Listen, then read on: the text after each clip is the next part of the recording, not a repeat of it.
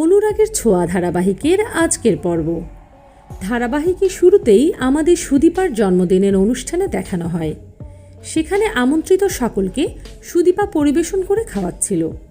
অন্যদিকে আদিত্য তার কনস্টেবলের হাতে সুদীপার জন্য ফুল পাঠালে সে সেটা ফেরত পাঠিয়ে দেয়। পরের সিনে আমাদের পরমাদের বাড়িতে দেখানো হয়। সেখানে পরমার মা চৌধুরী বাড়ির সকলকে বলে, আজ আপনাদের না খাইয়ে যেতেই দেব না। অন্যদিকে অতনু মনে মনে পরমাকে দত্তক নেয়ার কথা ভাবছিল এবং তিনি সিদ্ধান্ত নেয় অভ্রকে সেই বিষয়ে জানাবেন। পরের সিনে আমরা দেখতে পাই কনস্টেবল আদিত্যকে ফুল ফেরত দেওয়ার পর সে নিজেই সুদীপাকে শুভেচ্ছা জানাতে চলে আসে। আদিত্য সুদীপাকে বলে, আপনি ফুল নিলেন না কেন? সুদীপা বলে, যেটা নিজে এসে দেয়া যায় না সেটা আমি নিব না। আদিত্য বলে, আমি কলকাতায় যাচ্ছি, তাড়া ছিল, তাই অন্যের হাতে পাঠিয়েছি। এরপর আদিত্য নিজের হাতে সুদীপাকে ফুল দিয়ে উইশ করে। পরের সিনে অতনু অভ্রকে আলাদাভাবে ডেকে নিয়ে যায় সব সত্যিটা বলার জন্য, কিন্তু সেখানে পরমা ও তার মা আসায় তিনি আর বলতে পারেন না। পরমা জানতে চায় তার বাবা কি বলতে চেয়েছে। তখন পরমার মা বলে, তুই আমাদের কাছে কি সেটাই বলতে চেয়েছে তোর বাবা।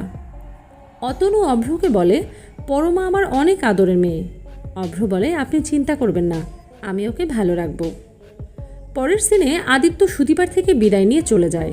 এরপর সুদীপা তার বাবাকে ফোন করে তাড়াতাড়ি আসতে বলে। অন্যদিকে সুন্দর ও তার দলবল আদিত্যর চলে যাওয়ার সুযোগটা কাজে লাগানোর সিদ্ধান্ত নেয় এবং বিয়ের ব্যবস্থা করতে চায়। সুদীপা তার বাবার আসতে দেরি হচ্ছে দেখে অনেক চিন্তা করতে থাকে। তখন পাড়ার লোকজন তাকে সান্ত্বনা দেয় এবং বলে চিন্তা না করতে। অন্যদিকে আদিত্য বাড়ি ফিরে তার বড় মায়ের কাছে না গিয়ে সবার আগে মায়ের কাছে যাওয়াতে তার বড় মা অভিমান করে। তখন আদিত্য পরিস্থিতি ঠিক করার জন্য আবার বাড়ির বাইরে যায় এবং ভিতরে এসে তার বড় মার কাছে আগে যায়। তারপর বড় মা সব অভিমান ভুলে আদিত্যকে আদর করে।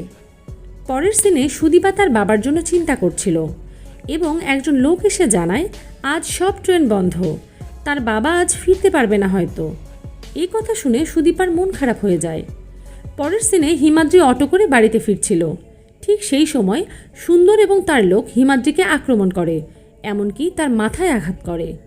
শেষ সিনে সুদীপা তার বাবার জন্য অনেক অস্থির হয়ে পড়ে এবং সে তার বাবাকে খোঁজার জন্য বেরোতে চাইলে তার পিসি এবং পাড়ার লোকজন তাকে আটকে দেয়।